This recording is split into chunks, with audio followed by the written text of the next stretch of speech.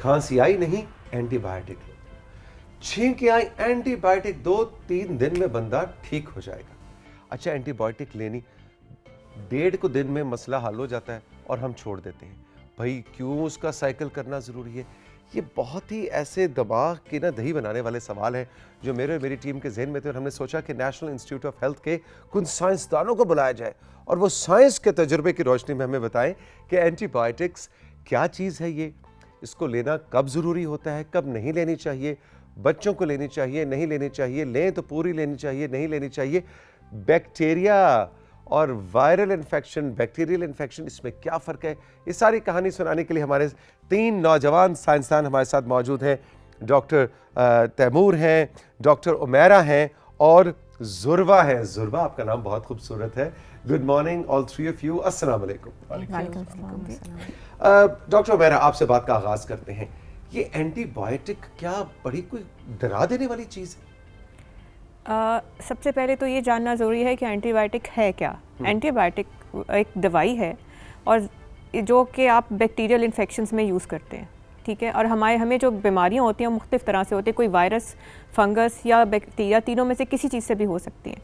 तो एंटीबायोटिक आप तब यूज़ करते हैं जब आपको बैक्टीरियल इन्फेक्शन हो, ठीक है। जिससे हम जनरली हमें मौसमी नज़ला ज़ुकाम हो रहा हो सकता है वो वायरस की वजह से हो, तो हमने हर बीमारी में एंटीबायोटिक इस्तेमाल नहीं करनी होती। ओके, लेकिन हमारी तैमूर एंटीबायोटिक्स जो है वो आम ऑफ द शेल्फ एक केमिस्ट के पास इजीली अवेलेबल होती है, जबकि मैं देखता हूँ कि बैनुल अक़वामी सतह पे वेस्ट में, यूरोप में आप प्रिस्क्रिप्शन के बगैर शायद एंटीबायोटिक भी नहीं ले सकते। ये इसका ज़रा कुछ हमें फ़र्क बताइए कि क्यों ऐसा है कि यहाँ आसानी से दस्तयाब है और वहाँ आसानी से दस्तयाब नहीं है। जी, यही अलमिया या यही एक डिस्कशन का टॉपिक है आज का, कि पाकिस्तान में या फिर डेवलपिंग कंट्रीज़ में आहिस्ता आहिस्ता एंटीबायोटिक्स ने जो अपना असर कम किया है, उसकी वजूहत क्या क्या हैं। उसमें से एक बहुत बड़ी वजह ओवर द काउंटर सेल है कि कोई भी आइदर उसका कोई नॉलेज उस बारे में कम्पिटेंट है कि नहीं, इसके बावजूद वो किसी भी स्टोर पे जाते हैं और अपने लिए कोई भी एंटीबायोटिक पिक कर लेते हैं और अपनी बड़ी फेवरेट होती है कि जी मुझे तो उससे बड़ा फ़र्क पड़ जाता है। जी, और उसके पीछे कोई हिस्ट्री नहीं है, कोई डायग्नोस्टिक नहीं है। सिर्फ एक इस तरह की हिस्ट्री है कि किसी रिश्तेदार या किसी दोस्त ने बताया कि मैंने एक टाइम पे फलानी एंटीबायोटिक खाई थी तो अब ये खा लें। तो दिस इज होल कंसेप्ट, जिसकी वजह से एक AMR, एंटी माइक्रोबियल रेजिस्टेंस, कि एंटीबायोटिक्स का जो असर कम हो रहा है। ये AMR, इसको जरा एक्सप्लेन करें, ये क्या है? AMR ये anti microbial resistance, Aahista Aahista antibiotics अपना असरात कम करती जा रहे हैं। इसमें 2 चीज़ें हैं, एक एंटीबायोटिक्स अपना असरात कम कर रहे हैं या फिर जरासीम दिन ब दिन ताकतवर होते जा रहे हैं। ओके। तो यही हमारा एक कॉन्सेप्ट है जिसके बारे में हम आज बात करेंगे, AMR के बारे में, और इसे एंटी माइक्रोबियल रेजिस्टेंस या एंटीबायोटिक रेजिस्टेंस बोला जाता है। अच्छा, तो ज़ुरवा ये बताएं कि फिर करना क्या चाहिए? क्या एंटीबायोटिक नहीं लेनी चाहिए? छींक आ जाए, खांसी हो जाए तो हम कहें नो, फिर करें क्या? जैसा कि बाकी मेरे दोनों कलीग्स ने बताया कि एंटीबायोटिक्स एक्चुअली होती क्या हैं, और ये सिर्फ अगर हम एक तो एंटी माइक्रोबियल टर्म है, देन एंटीबायोटिक्स है। जिस पे हम एंटीबायोटिक्स कहते हैं वो सिर्फ बैक्टीरियल इन्फेक्शन के अगेंस्ट इफेक्टिव रहेंगी। अगर हम नज़ला ज़ुकाम में भी एंटीबायोटिक ले रहे हैं, हो सकता है कि वो वायरल इन्फेक्शन हो, वो बैक्टीरियल इन्फेक्शन ही नहीं है, और आप उसकी वजह से एंटीबायोटिक्स ले रहे हैं, और वो तो डेफिनेटली ना तो आप ठीक हो रहे हैं, और उसके नतीजे में हो क्या रहा है, जैसे डॉक्टर तैमूर ने बताया कि एंटीबायोटिक की रेजिस्टेंस पैदा हो रही है बैक्टीरियाज में। अब ये रेजिस्टेंस होती, बैक्टीरिया बहुत चालाक है, उल्टा काम हो रहा है, एक तरह से उल्टा काम हो रहा है, और साथ में साइड इफ़ेक्ट्स तो हो ही रहे हैं, जो कि डेफिनेटली आप कोई भी दवाई इस्तेमाल करते हैं तो उसके साइड इफ़ेक्ट्स होते हैं फॉर श्योर।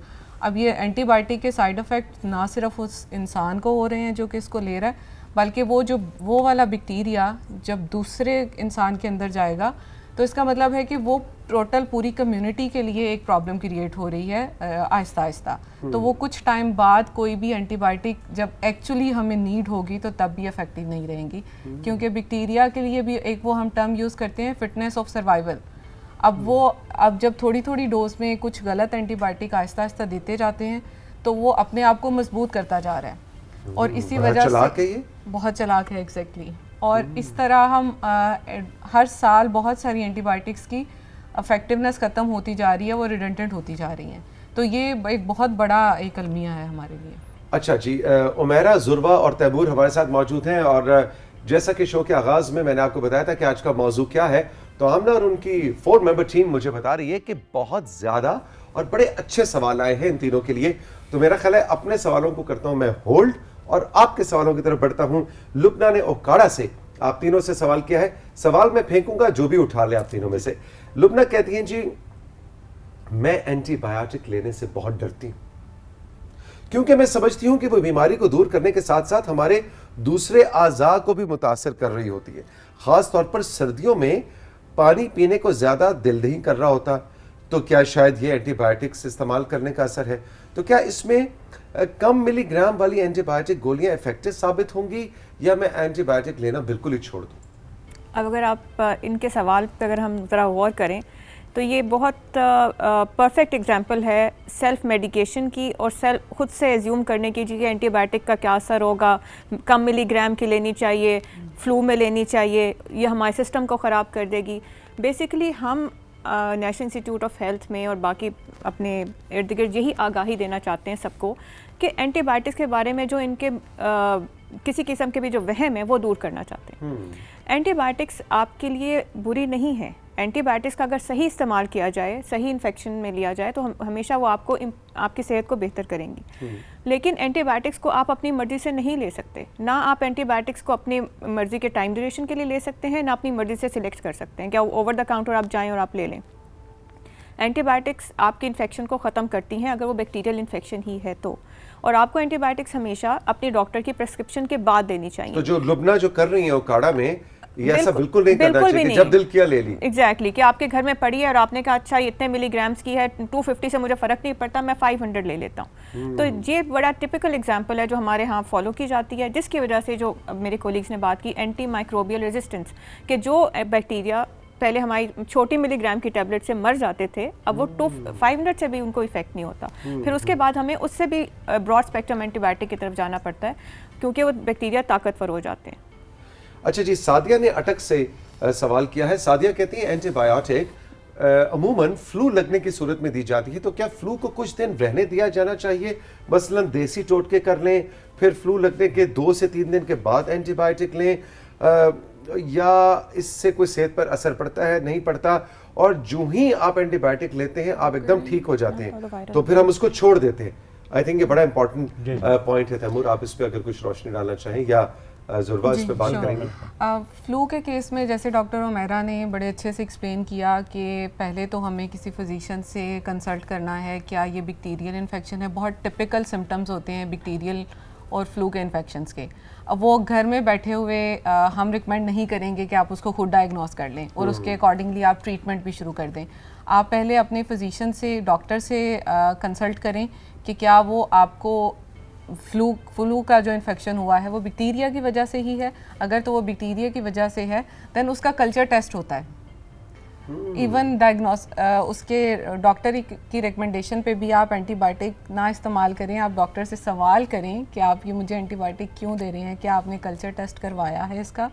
अब वो कल्चर टेस्ट में हम क्या करते हैं लैब में कि डिफरेंट एंटीबायोटिक्स को उस सैंपल पे लगा के देखते हैं और जो उसमें उसके अगेंस्ट काम कर रही हैं तो वो रिकमेंड की जाती हैं कि आप ये वाली एंटीबायोटिक लें, इससे आप ठीक हो जाएंगे। अदरवाइज़ आप अजिथ्रोमाइसिन लेना शुरू कर दें जो कि मोस्ट ऑफ द टाइम हम ले रहे होते हैं, तो वो हो सकता है कि वो, फॉर एग्जांपल मैं एग्जांपल दे रही हूँ एक एंटीबायोटिक की कि अजिथ्रोमाइसिन है, हो सकता है कि वो बैक्टीरिया रेजिस्टेंट हो, लेकिन कोई 1 या 2 एंटीबायोटिक ऐसी हैं जिनके अगेंस्ट वो काम कर सकती हैं। तो उस केस में आप फिर वो एंटीबायोटिक एक्चुअली एग्जैक्ट टारगेट पे वो वाली एंटीबायोटिक यूज़ करें। जी बिल्कुल।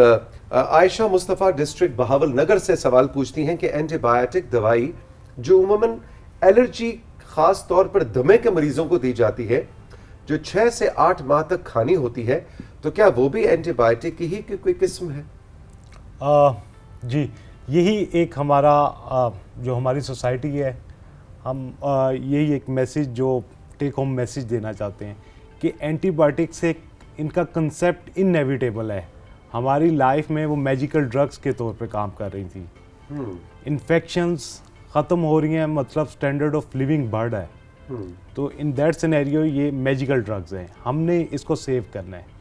दमा है, वायरल इन्फेक्शंस हैं, ये डिफरेंट कंसेप्ट्स हैं, बिल्कुल डिफरेंट डिजीज़ हैं। इनकी एटियोलॉजी, वजूहात इनकी डिफरेंट है।